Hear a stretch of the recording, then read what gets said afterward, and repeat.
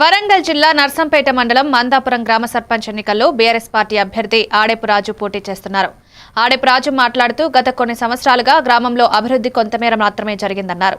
CC రోడ్లు, పోచమాలయం, రామాలయం, నీటి సమస్యలు, డ్రైనేజ్ వ్యవస్థతో పాటు మౌలిక సౌకర్యాలను గ్రామానికి అందించేందుకు కృషి చేస్తారని, పార్టీలకు అతీతంగా గ్రామ సేవలను కొనసాగిస్తారని హామీ ఇచ్చారు.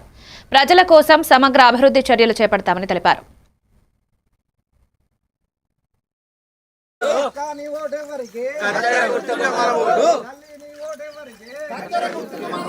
అందరికీ నమస్కారం. నేను నకినపల్లి గ్రామం నుంచి సర్పంచ్గా ఎన్నిక పోటీ చేసినాను. నా గుర్తు కత్తెర గుర్తుకు ఓటేసి తప్పనిసరి గెలిపించండి. సర్పంచ్గా ఎన్నిక చేసిన దయచేసి అందరూ కూడా సహకరించి కత్తెర గుర్తుకి ఓటేయాలని నా విమేతన.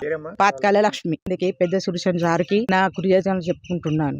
ఏమో పనులు ఉన్నాయి కదా సార్, పనులు అన్ని నిలిచిపోయినాయి కాబట్టి ఈ ప్రభుత్వం వచ్చింది కానీ మళ్ళీ మన ప్రభుత్వం అయితే తప్పనిసరి అందరికీ సహకారం చేయగలనని గ్రామ పార్టీ అధ్యక్షుని పాకాల కుమ్మాలు బీఆర్ఎస్ కార్యకర్తలందరికీ నా యొక్క నమస్కారాలు. ఈ అవకాశం కల్పించిన పెద్ది సుదర్శన్ రెడ్డి గారికి నమస్కారం చేసుకుంటూ ఈ సర్పంచ్ అభ్యర్థి పాకాల లక్ష్మి, నా పేరు పాకాల కుమ్మాలు. ఈ కత్తెర గుర్తు ఓటేసి అందరు గెలిపిస్తే ఈ గ్రామాన్ని రోడ్లు గాని అభివృద్ధి చేస్తానని ప్రజలందరూ ముందు ప్రమాణం చేస్తున్నారు. మాజీ సర్పంచ్ ని గతంలో ఇక్కడ ఎమ్మెల్యే గారి సహకారంతో చాలా పనులు చేయడం జరిగింది. ఇక్కడ మట్టి రోడ్డు సుధా లేకుండా బురదమయంగా ఉండి నాట్లేసే రకంగా ఉన్న సుధా ఇక్కడ మహిళలు నన్ను ఓట్లేసి గెలిపించినందుకు వాళ్లకు సీసీ రోడ్డు పోసి ఇక్కడ కొత్త వరకు పోసి చేసినాం. వాళ్ళు ఇప్పుడు సుధా బీఆర్ఎస్ పార్టీ బలపరిచిన అభ్యర్థిని మంచి మెజార్టీతో గెలిపిస్తే మిగిలిపోయిన పనులు సుధా మన అభ్యర్థిని ఎంబడి ఉండి మళ్ళీ అభివృద్ధి చేయడానికి ముందుకొస్తామని గ్రామ ప్రజల తరపున అందరి తరపున కోరుకుంటున్నాం.